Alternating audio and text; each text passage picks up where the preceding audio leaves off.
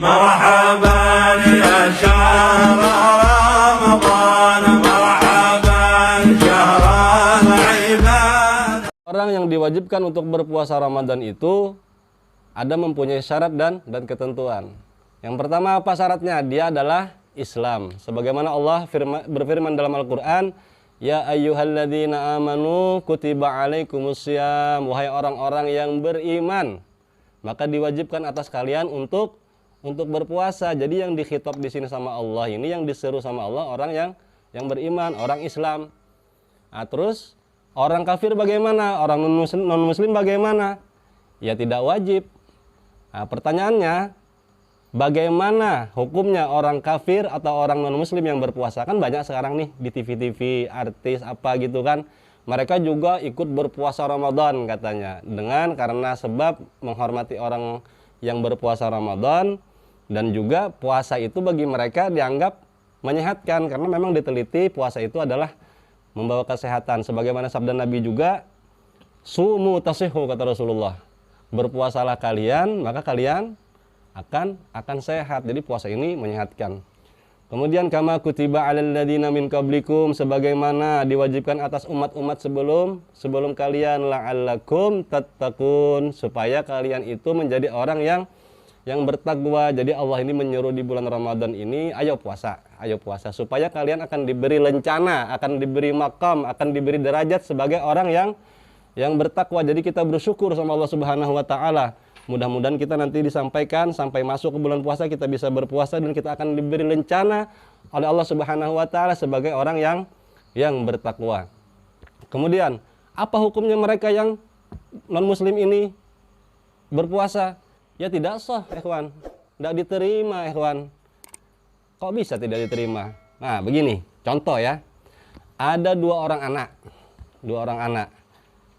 Yang satu daftar sekolah, yang satunya enggak daftar. Nah, kemudian di akhir ujian, yang daftar ini dapat soal, yang enggak daftar ini juga dapat soal. Sama-sama nih dapat soal. Sama-sama jawab, sama-sama pinter. Oke, sudah. Dikumpul soalnya, oke ini yang satu dapat 100, ini dapat 100 atau sama-sama 80 misalnya kan. Kira-kira nih anak tanya, yang nggak daftar lulus nggak dari sekolah tersebut? Ya nggak mungkin. Kok dia nggak daftar? Nah, sedangkan yang satunya daftar, ya lulus, kawan. Karena dia daftar. Nah, begitulah kira-kira orang non muslim atau orang selain daripada agama Islam itu, dia kalau mau bernilai amal ibadahnya, mau puasa maupun berbentuk apa dan lainnya itu, mereka harus masuk Islam, syahadat dulu ya ikhwan. Adil nggak kira-kira? Kan adil, kan benar, masuk akal kan?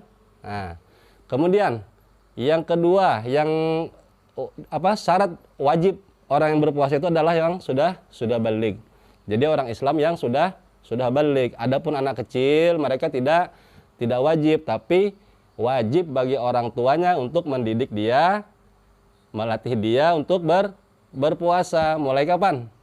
Mulai umur 7 tahun. Mungkin bisa dikias dengan bagaimana kita menyuruh anak untuk sholat di umur 7 tahun. Nah, tapi kalau mereka itu misalkan belum kuat, ya jangan dipaksa. Ya, betul Bib ya? Jangan dipaksa. Misalkan mereka itu cuma tahannya setengah hari, ya enggak apa-apa. Ya Bib ya? Nah, begitu kira-kira. Nah, jadi kita yang punya kewajiban itu adalah orang tuanya untuk melatih dia supaya mereka terlatih untuk berpuasa di bulan Ramadan. Kemudian siapa lagi syaratnya? Islam yang sudah baligh, kemudian dia juga mukallaf, berakal.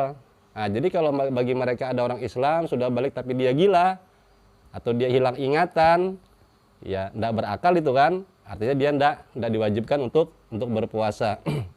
Nah, kemudian juga mereka yang tahan, yang mampu untuk berpuasa. Jadi Islam, baligh, berakal, juga dia mampu. Adapun orang sakit, nah dia itu tidak diwajibkan, tapi dia wajib mengqadha. Atau juga misalkan dia itu mampu juga mukim, dia bermukim di satu tempat. Adapun musafir dia tidak wajib. Wa in kana minkum maridan au ala safarin fa iddatun min ayyamin ukhar, kata Allah. Barang siapa di antara kalian itu sakit ataupun musafir, maka boleh hitungannya itu di hari yang lainnya. Artinya begini, musafir itu boleh dia tidak berpuasa. Nah, bukan berarti orang musafir itu tidak sah berpuasa. Kan ada yang mengatakan begitu. Kan Allah bilang begitu di Al-Qur'an katanya. Wa in kana maridan aw ala safarin faidatun min ayamin ukhar. Artinya orang yang sakit sama orang yang musafir itu tidak sah. Bukan begitu ya, ikhwan. Itu perintah adalah perintah boleh. Perintah yadullu alal jawaz. Perintah boleh, bukan perintah wajib. Artinya begini, kalau dia musafir, boleh dia untuk tidak berpuasa. Nah, jadi musafir ini, yang dikatakan musafir ini mereka yang sudah keluar dari batas kota, yang mana boleh untuk mengqashar sholat. Nah, yang mana perjalanannya itu sudah boleh untuk mengqashar sholat. Kira-kira sekitar 85 kilo lah. 85 kilo perjalanan dan sudah keluar dari batas kota. Nah, itu yang bisa dikatakan musafir. Ini yang boleh tidak berpuasa. Kemudian syaratnya juga mereka berangkatnya itu di malam hari sebelum subuh. Adapun yang sudah masuk siang hari, nah itu mereka wajib puasa dulu baru kalau mereka tidak tahan baru dia berbuka. Contoh gini, misalkan kita mau ke Banjar. Dari Palangkaraya mau ke Banjarmasin misalnya, atau dari Banjarmasin mau ke Samarinda, atau dari Palangkaraya mau ke Pontianak misalnya ya. Yang penting sudah lewat daripada 85 kilo. Mereka itu berangkatnya harus tengah malam misalnya, atau sesudah maghrib, dari sesudah maghrib sampai sebelum subuh dia berangkat di perjalanan. Dalam perjalanan mereka boleh sudah tidak berpuasa. Adapun yang berangkatnya sudah di siang hari, misalkan jam 6 pagi, jam 7 pagi, apalagi zuhur, mereka wajib berpuasa dulu. Karena masih mukim. Nah, setelah di jalan, perkara mereka tidak mampu, ya boleh untuk berbuka, tapi harus diqadha atau dibayar. Begitu juga orang yang sakit. Nah, jadi ada keringanan gitu bagi orang yang musafir. Pertanyaannya, afdal mana bagi orang yang musafir itu, puasa atau berbuka? Kan gitu, kita sering-sering bertanya-tanya nih kan, karena ini boleh. Lebih afdal mana? Kata Rasulullah, wa in syi'ta fasum, wa in syi'ta fa'aftir. Wa in syi'ta, jikalau engkau menghendaki, atau in ata'ta, jika kalian mampu, fasum, maka puasa lebih afdal. Wa in syi'ta fa'aftir, misalkan kalian itu tidak mampu, aduh anak ini kalau anak puasa anak pusing, anak begini jadi mudarat, ya sudah buka dan wajib membayar begitu kan. Nah, jadi tadi orang Islam, kemudian dia juga sudah baligh ya, kemudian dia juga berakal, bukan gila, kemudian dia juga mampu dan mukim dia kan, bukan orang musafir. Nah, itu yang diwajibkan oleh Allah Subhanahu wa taala untuk berpuasa. Kemudian yang syarat sah daripada puasa adalah juga Islam. Makanya tadi kan kafir ndak sah, ndak diterima.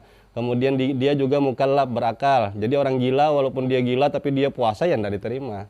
Dan dia karena memang dia tidak wajib. Kemudian mengetahui akan waktu puasa. Nah, itu syarat sahnya juga. Nah, kalau misalkan untuk permulaan bulan Ramadan itu cukup dengan satu orang, walaupun belum ditentukan oleh qadhi atau pemerintah begitu kan. Kalau mereka itu sudah ada yang lihat satu orang aja bulan, itu sudah masuk Ramadan. Kalau seandainya nggak ada, ya sempurnakan Sya'bannya sampai 30 hari. Nah, kalau penentuan untuk akhir Ramadan untuk memasuki Idul Fitri itu harus dua orang. Syaratnya adalah orang yang adil, yang soleh gitu kan ya. Nah, jadi kita nggak bisa juga. Nah, tapi kalau sekarang kita di Indonesia, alhamdulillah pemerintah sudah ada lah tim khusus ya, bahkan sampai pakai alat kayak gitu kan di mana-mana gitu kan, di beberapa daerah kan, betul gitu Bib ya.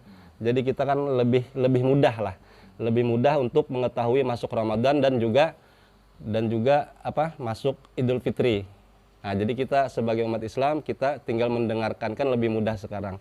Nah, mungkin ini dulu, insya Allah yang akan datang kita akan membahas masalah rukun dan yang membatalkan puasa Ramadan. Mudah-mudahan puasa kita tahun ini diijabah, dimakbuli oleh Allah Subhanahu wa taala, dan kita akan mendapat keberkahan. Dengan keberkahan itu segala hajat kita, keinginan kita akan digabulkan oleh Allah Subhanahu wa taala dengan berkahnya bulan Ramadan. Amin ya rabbal alamin. ردد على سمع حديث محمد صلى الله